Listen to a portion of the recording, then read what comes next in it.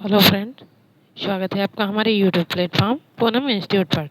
तो फ्रेंड, जैसा कि आप सभी जानते हैं कि हम अपने इस वीडियो में सीटेट सितंबर 2026 में साइंस की तैयारी कर रहे हैं।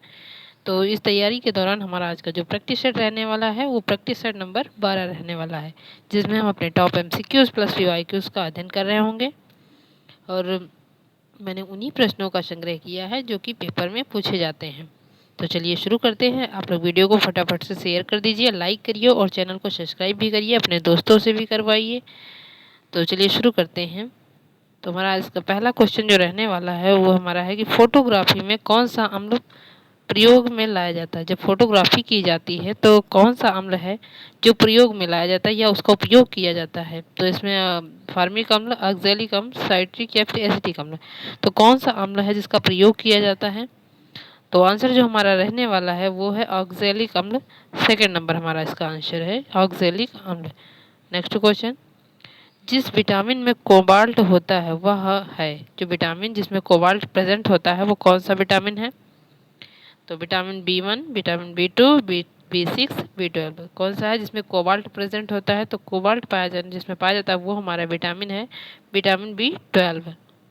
नेक्स्ट क्वेश्चन, कौन सा हार्मोन्स लड़ो या उड़ो हार्मोन्स कहलाता है। लड़ो या उड़ो हार्मोन्स का मतलब ये है कि जब कोई भी समस्या आ जाती है तो आप भागो, वो संदेश आपको मैसेज देता है कि आप जल्दी से भागो वहाँ से वरना कोई समस्या आ जाएगी। तो वो कौन सा ऐसा हार्मोन्स है जिसे हम लड़ो या उड़ो हार्मोन्स का नाम देते हैं या कौन सा कहलाता है। तो इंसुलिन है, एड्रेनालिन है, एस्ट्रोजन है, ऑक्सीटोसिन है। तो कौन सा हार्मोन्स है।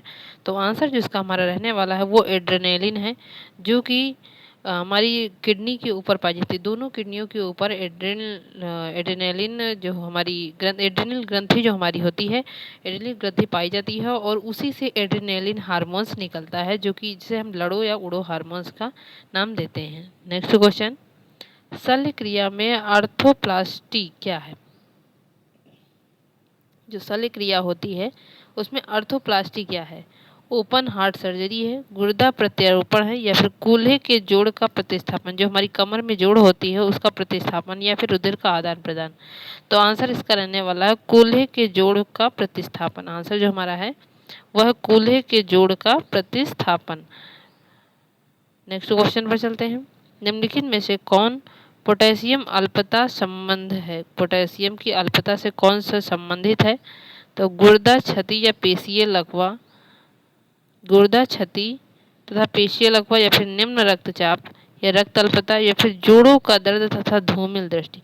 ऐसा कौन सा है जो पोटेशियम की अल्पता से संबंधित है या पोटेशियम की कमी से संबंधित है। तो उसका आंसर जो इसमें से रहना, ये चारों ऑप्शन से रहने वाला है, वो हमारा रहेगा निम्न रक्तचाप। आंसर रहेगा निम्न रक्तचाप, second number. Next question, haemoglobin के बारे में निम्नलिखित कथनों पर विचार कीजिए। जो हीमोग्लोबिन होता है जो मनुष्य के रक्त में पाया जाता है, जो मनुष्य का ब्लड होता है वो गुलाबी रंग का, ऑक्सीजन विहीन गुलाबी रंग का होता है, लेकिन जब जिसमें ऑक्सीजन प्रेजेंट होता है तो वो लाल रंग का हो जाता है।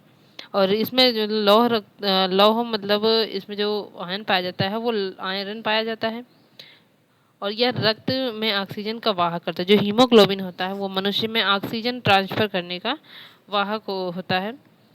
और तो इसके हम स्टेटमेंट के बारे में देखते हैं कि क्या स्टेटमेंट इसके दिए हुए हैं। इसमें लौह पाया जाता है, बिल्कुल पाया जाता है। और यह रक्त में ऑक्सीजन का वाहक है, यह रक्त में ऑक्सीजन को प्रवाहित करता है, ये भी सब इसका करेक्ट आंसर है। और यह रक्त को लाल रंग प्रदान करता है, तो ये भी करेक्ट हमारा रहने वाला है कि यह रक्त को लाल रंग प्रदान करता है। यह कुछ रोगों के प्रति प्रतिरक्षा प्रदान करता है, ऐसा नहीं है। रोगों को प्रतिरक्षा प्रदान करने के लिए हमारे शरीर में WBC पाई जाती है, जिसे हम श्वेत रुधिर कणिकाएं कहते हैं, जो कि रोगों से प्रतिरक्षा प्रदान करती हैं। तो इसमें जो हमारे स्टेटमेंट दिए हुए हैं और इसके हमारे ऑप्शन भी कुछ दिए हुए हैं। ऑप्शन हमारा है 1, 2 व 4 सही है, या फिर 1, 2 व 3 सही, या 2, 3 या 4 सही, या फिर 1, 3, 4 सही है। तो कौन सा ऑप्शन इसका हमारा सही है। जब हम इसके सही के बारे में जाते हैं तो हमारा जो करेक्ट रहने वाला है, जैसा कि अभी बताया कि इसमें लौह होता है, यह रक्त में ऑक्सीजन का वाहक करता है, यह रक्त को लाल रंग प्रदान करता है। ये तीनों स्टेटमेंट सही, जबकि लास्ट वाला हमारा गलत है। तो इसका आंसर रहेगा सेकंड नंबर, 1, 2, 3 तीनों सही है। नेक्स्ट क्वेश्चन, बंथरा में प्लांट फील्ड जीन बैंक किसे कहते हैं? जो बंथरा में प्लांट जीन होता है, प्लांट जीन बैंक किसे कहते हैं? संकटापन्न वर्ग के पौधों को सुरक्षित रखेगा, जैविक विभिन्नता की दस्युता को रोकेगा या फिर आर्थिक दृष्टि से महत्वपूर्ण पौधों की पहचान करेगा। उपरोक्त सभी पर ध्यान देगा। ऐसे मतलब कौन से स्टेटमेंट्स हैं बंथरा प्लांट में जो फील्ड जीन के बारे में स्टेटमेंट सही हैं, या किन किन बातों को ध्यान में रखना चाहिए? तो ये जो इसका आंसर रहेगा वो लास्ट वाला रहेगा। और उपरोक्त सभी ये तीनों स्टेटमेंट दिए, ये तीनों स्टेटमेंट को ध्यान में रख करके फील्ड जीन बैंक का उपयोग किया जाता है। नेक्स्ट क्वेश्चन, टेलीविजन के दूरस्थ नियंत्रण में किस प्रकार की तरंगों का उपयोग किया जाता है? जो टेलीविजन होता है इसके दूरस्थ नियंत्रण में किस प्रकार की तरंगों का उपयोग किया जाता है? तो दृश्य प्रकाश, अवरक्त तरंग, एक्स किरण, गामा किरण। तो आंसर जो हमारा रहने वाला है वो है अवरक्त किरण। नेक्स्ट क्वेश्चन, ध्वनि तरंगे होती हैं, निर्वात में चल सकती हैं, केवल ठोस माध्यम में चल सकती हैं, केवल गैसों में चल सकती हैं, ठोस व गैस दोनों में चल सकती हैं। तो आंसर क्या रहने वाला है इसका? जब हम ऑप्शन की तरफ चलते हैं, क्योंकि ध्वनि तरंगे जो होती हैं वो निर्वात में गमन नहीं करती हैं। जो इसके विपरीत जिससे हम देखते हैं कि प्रकाश तरंगे जो होती हैं वो निर्वात में गमन करती हैं, लेकिन ध्वनि तरंगे कभी भी निर्वात में गमन नहीं करती। ये अनुदैर्ध्य तरंगे होती हैं जो कि इन्हें चलने के लिए माध्यम की ज़रूरत होती है। तो बिना माध्यम के ध्वनि तरंगे कभी गमन ही नहीं कर सकती। तो पहला स्टेटमेंट इसमें गलत ही है। केवल ठोस में चलती हैं, ठोस क्या माध्यम की ज़रूरत होती है, चाहे ठोस हो, द्रव हो, गैस हो, कोई भी माध्यम हो उस सभी में चलती है। तो यहाँ पर केवल लगने की वजह से ऑप्शन गलत होता है। केवल गैसों में चल सकती, तो ऐसा भी नहीं है। ठोस व गैसों दोनों में चल सकती। तो इसका आंसर जो हमारा रहेगा वो लास्ट नंबर का आंसर हमारा रहने वाला है, ठोस व गैसों दोनों में चल सकती हैं। नेक्स्ट क्वेश्चन, विद्युत उपकरणों में अर्थ का उपयोग होता है। जो विद्युत उपकरण होते हैं, ये जो बिजली के उपकरण जितने भी होते हैं उनमें अर्थ का उपयोग क्या होता है? जो अर्थ वर्ड है इसका उपयोग क्या होता है? खर्च को कम करने के लिए, क्योंकि उपकरण 3 फेज में काम करते हैं, सुरक्षा के रूप में, फ्यूज के रूप में। तो किस रूप में इसका उपयोग किया जाता है? तो आंसर जो इसका रहेगा वो आंसर नंबर रहेगा सुरक्षा के रूप में अर्थ का उपयोग करते हैं। नेक्स्ट क्वेश्चन जो हमारा रहने वाला है वो है, जल के अंदर वायु का बुलबुला व्यवहार करता है। जल के अंदर जो होता है वायु का बुलबुला कैसे व्यवहार करता है, किस अवस्था के अनुसार व्यवहार करता है? तो द्विफेसी लेंस जैसा व्यवहार करता है, अभिसारी लेंस जैसा, अपसारी लेंस जैसा, या शंक्वाकार लेंस जैसा। तो इसका आंसर रहेगा वो आंसर नंबर रहने वाला है अपसारी, जिसे हम डाइवर्जेंट कहते हैं। डाइवर्जेंट ये अपसारी लेंस की तरह कार्य करता है। नेक्स्ट क्वेश्चन, धब्बा रहित लोहा बनाने में लोहे के साथ प्रयुक्त होने वाली धातु कौन सी? अगर लोहा बनाना है उसमें धब्बा, किसी भी प्रकार का कोई धब्बा ना पड़े, एकदम प्योर लोहे की तरह बने, तो उसमें कौन सी धातु का हम प्रयोग करते हैं? Aluminium, chromium, tin, carbon. कौन सी प्रयोग करते हैं? तो आंसर रहेगा क्रोमियम। क्रोमियम का प्रयोग करते हैं जिससे धब्बा रहित धातु का निर्माण हम कर सकते हैं। नेक्स्ट क्वेश्चन, आप लोग वीडियो को शेयर करते रहिए, लाइक करिए, चैनल को सब्सक्राइब भी करिएगा।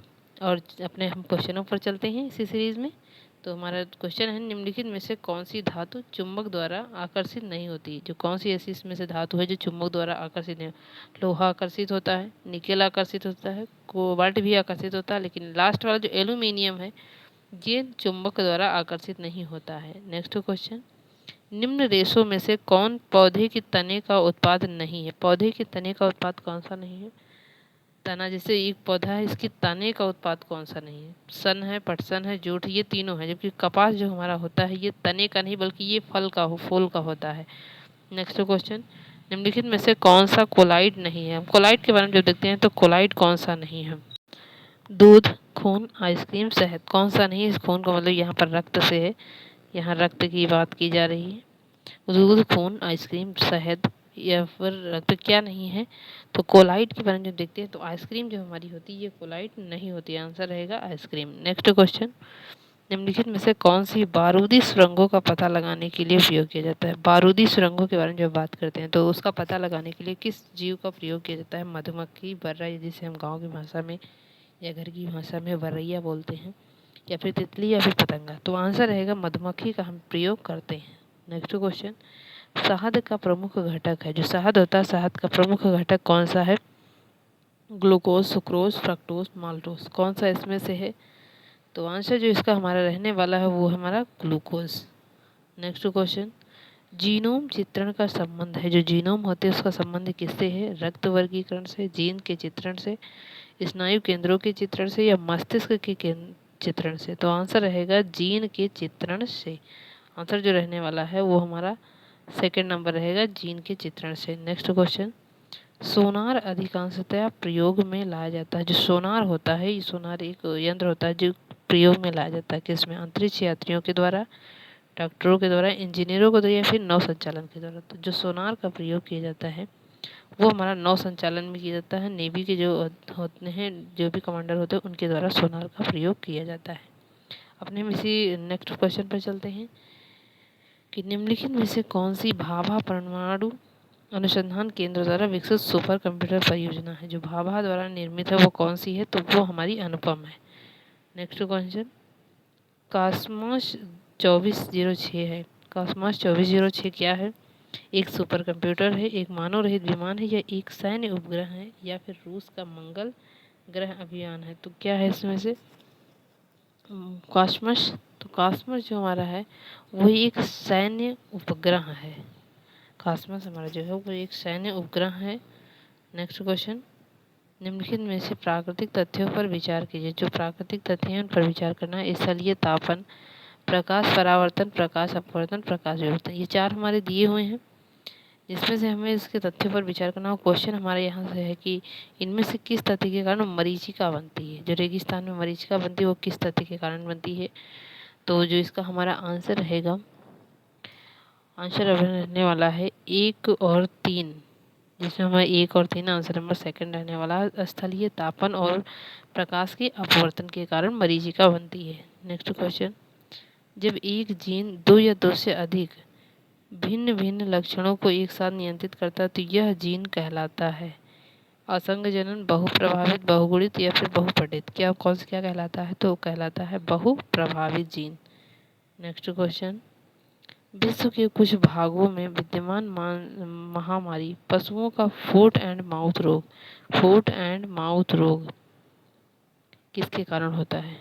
जीवाणुओं के कारण, फंगस के कारण, प्रोटोजोआ के कारण या फिर विषाणु के कारण? तो ये रोग जो होता है ये विषाणुओं के कारण होता है। आंसर रहेगा विषाणुओं के कारण, जो जानवरों के पैरों में हो जाता है। नेक्स्ट क्वेश्चन, हमारा लास्ट क्वेश्चन है कि मनुष्यों में उत्सर्जी पदार्थ है। जो मनुष्यों में उत्सर्जी पदार्थ होता है वो अमोनिया, यूरिया, यूरिक अम्ल या फिर अमोनियम सल्फेट, कौन सा है? तो इसका आंसर आप लोग कमेंट में बताएंगे। वीडियो कैसी लगी? अगर अच्छी लगी हो तो वीडियो को लाइक करो, चैनल को सब्सक्राइब करो और अपने दोस्तों से भी करवाओ। Thank you friends.